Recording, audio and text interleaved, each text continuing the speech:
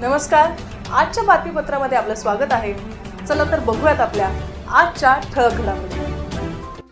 वाडिया अभियांत्रिकी महाविद्यालयाचा संगणक विभाग आणि कम्प्युटर सोसायटी ऑफ इंडिया यांच्या संयुक्त विद्यमाने नुकतेच राष्ट्रीय पातळीवरील प्रकल्प स्पर्धा टेक्नोव्हेशन 2026 चे यशस्वीरित्या आयोजन करण्यात आले होते. वाडिया अभियांत्रिकी महाविद्यालयाच्या प्राचार्या डॉक्टर मनीषा डाले यांच्या हस्ते स्पर्धेचे उद्घाटन करण्यात आले. यावेळी कम्प्युटर विभागाच्या प्रमुख डॉक्टर नुजहत शेख, स्पर्धा समन्वयक डॉक्टर गोविंद पोले, प्राध्यापक S.T. चव्हाण, प्राध्यापक A.K. सांडभोर उपस्थित होते. स्पर्धेचे हे तिसरे वर्ष असून वाडिया महाविद्यालय या व्यतिरिक्त इतर महाविद्यालयाच्या जवळपास 100 विद्यार्थ्यांनी या स्पर्धेत आपला सहभाग नोंदवला. प्रकल्पासाठी कृत्रिम बुद्धिमत्ता आणि मशीन लर्निंग, सायबर सुरक्षा, क्लाउड कम्प्युटिंग, ब्लॉकचेन तंत्रज्ञान या प्रमुख क्षेत्राशी संबंधित विषय स्पर्धेसाठी देण्यात आले होते.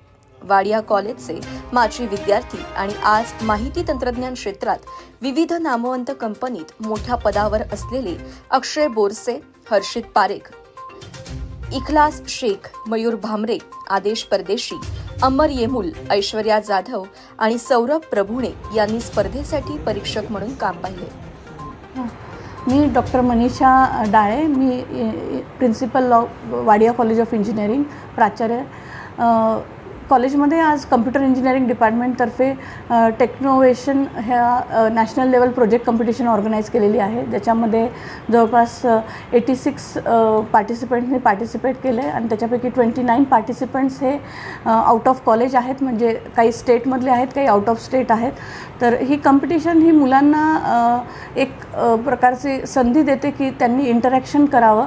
जजेस बोलवले आहेत ते आमचे ॲल्युमनाय आहेत, आधीचे पासआउट स्टुडंट्स आहेत 10 ते 12 वर्षापूर्वीचे, आणि त्यांच्याबरोबर इंटरॅक्शन करण्याची, कारण ते ॲल्युमनाय जाणतात की आत्ता कंपनीमध्ये काय चाललं आहे, कुठला ट्रेंड आहे आणि त्यानुसार स्टुडंट्सनी काय प्रिपेअर करायला पाहिजे पुढे कंपनीत जाण्यासाठी ते पण आहे, आणि त्यांचा प्रोजेक्ट कसा इम्प्रूव्ह करता येईल त्याबद्दलही त्यांना इनपुट्स मिळतात.